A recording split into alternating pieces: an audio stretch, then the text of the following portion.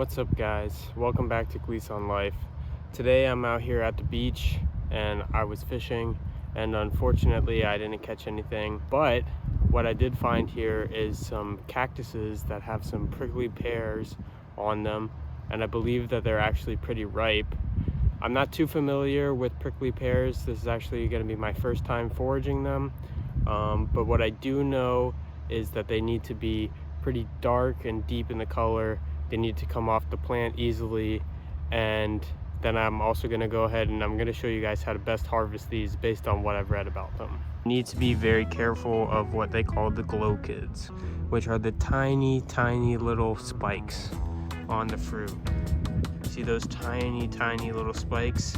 Those things will find their way into all parts of your body, all over your hands, and it is not pleasant, and they are almost impossible to get out.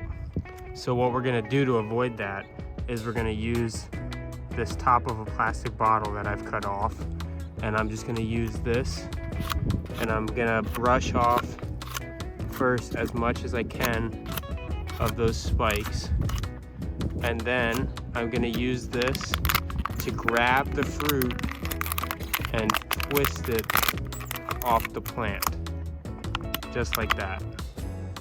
That way you avoid any of those glochids or spikes getting into your body.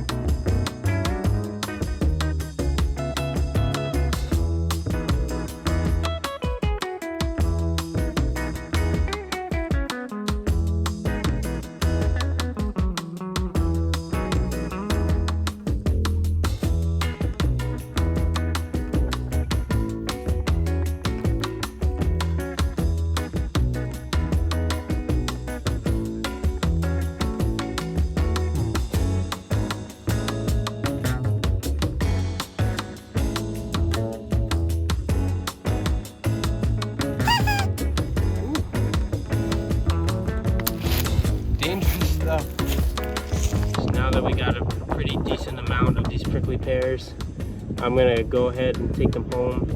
And if you know me and you've watched any of my other videos, then you know that we're likely gonna do some sort of fermentation. So yeah, we'll see what we can come up with and what we end up using it for. At this point, I don't know. So stay tuned and let's see what we can make with these things.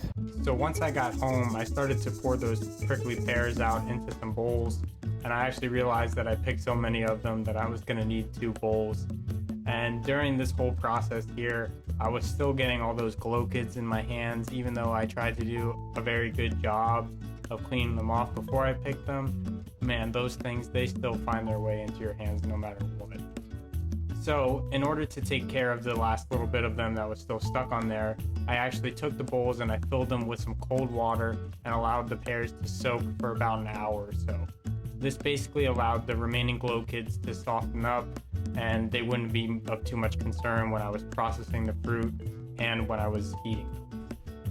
So as you can see here, we're going to cut into one of those prickly pears and we're going to take a look inside. You can see all that bright colored meat with all those seeds in there. Really stunning fruit. So here I started to squeeze out the fruit and or the actual meat of the prickly pears into a bowl here. You could also choose to scoop it out instead.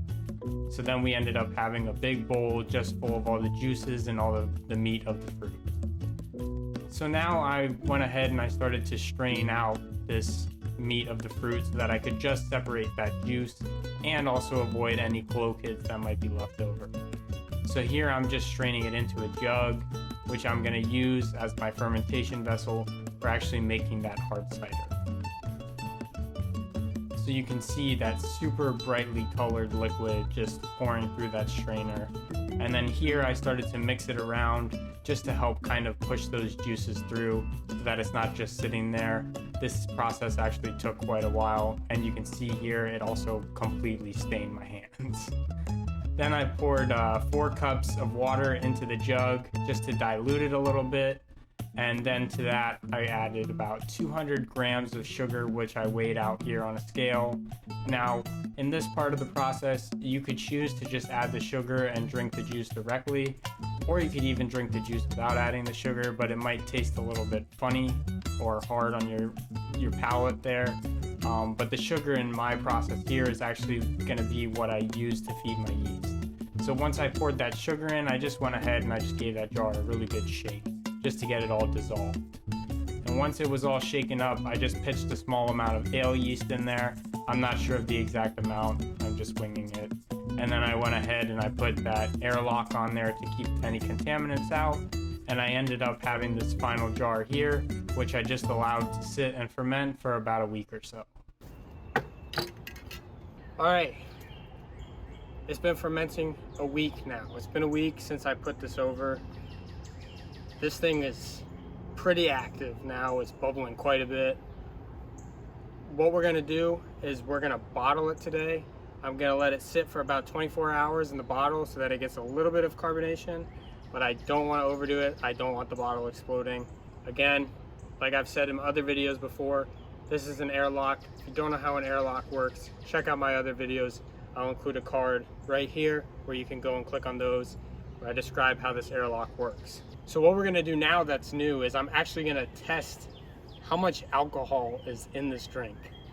This isn't something that I've done on any of my videos before, but I thought it'd be a fun little thing to do. It's also something new that I got, this hydrometer here. I know that technically you're supposed to measure it both before and after you've started your fermentation, but we're just gonna test it anyways and just see what's happening just for fun, because why not? So what I'm first gonna do is I'm gonna pour some in here with this already in, and then I'm gonna transfer it over into the bottle once we're done. Important thing to note, this is a clean bottle. Make sure your bottle's clean before you bottle anything. Make sure all your equipment's clean before you do any of this stuff. You don't wanna risk contaminating it and getting mold in it, because then all your hard work and effort will just be for nothing. All right, let's see if I can pour some of this in here carefully. Guys, the color on this thing is insane. So all we're doing here is we're just pouring this until this hydrometer starts to float. That's the idea behind this. If it even wants to. It can be tricky if your alcohol percent is too high. Okay, there we go. It's starting to float. So what we do now is, since there's a lot of carbonation in here, we're gonna go ahead and give this a little spin. That way we make sure all the bubbles get removed off of that hydrometer that's actually floating in there.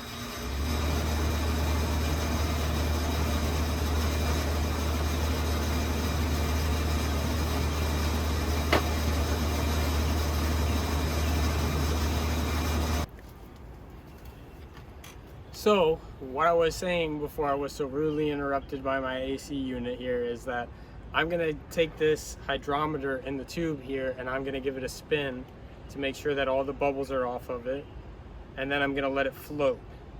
That way I can see what percent it's stopping at. And if I'm reading the meniscus on it, I can see that we have about 7% ABV on this drink.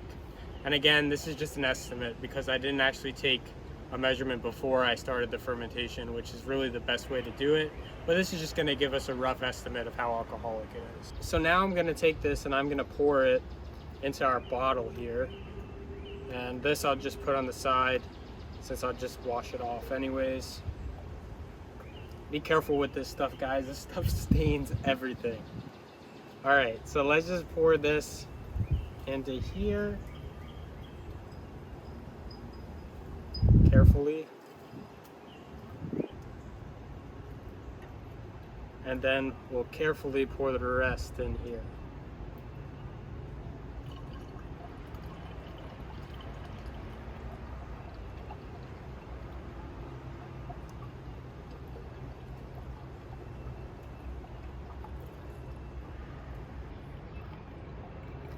So we'll fill it up and we'll leave just a little bit of headspace. That way, when it's still kind of in this phase and carbonating a little bit, we give it a little bit of room to expand a little bit and create a little bit of pressure. So we'll just go ahead and there, shut it. There you have it. It's all bottled. So I'll check back in with you guys once this is done and it's ready to drink. I'll stick it in the fridge for a little bit after it's done a secondary fermentation, and we'll do a taste test of this thing. So stay tuned and I'll see you guys soon.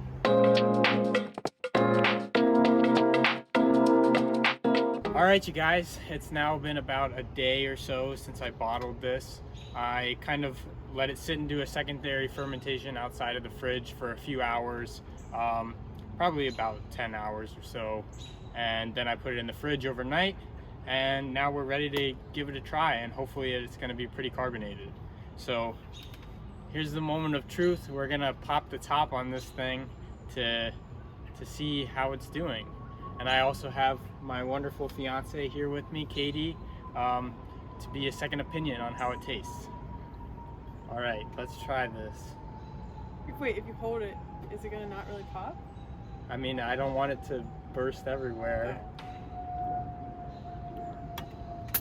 Oh. Well, okay, look at it. Yeah, It didn't sound like anything, but this is good. Yeah, that's good. Awesome. That's the best one I've made yet. Yeah. Look at this, you guys.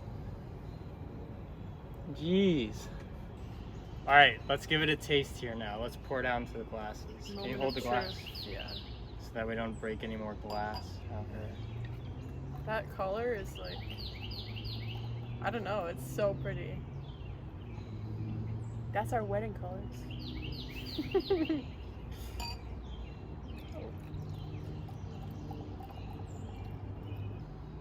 So now we're gonna test this out here. Just pretend like you're drinking it with us. Yeah, cheers, you guys.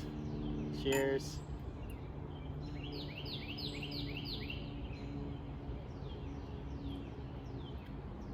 It's definitely a lot better carbonated. Yeah. The prickly pear itself has like a weird taste. It's mild, kind though. of like, if I had to describe it, it's kind of like a watermelon-y. Like not really, and not like not really, but like, you know, like.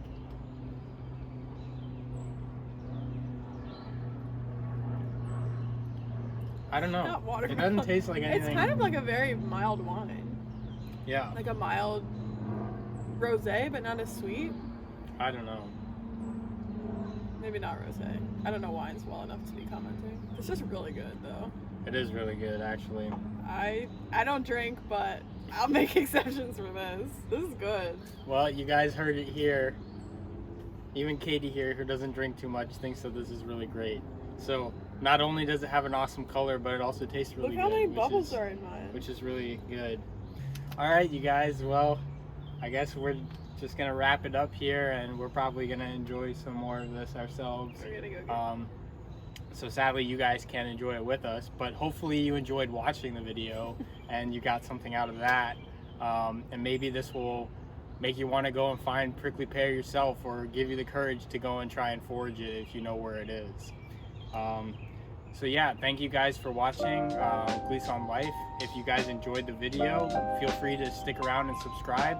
I'm going to be posting lots of more awesome content like this. I do fishing, fermentation, foraging, and just kind of a little bit of everything. So if you guys are into this weird creative stuff, then stick around. Can I get a big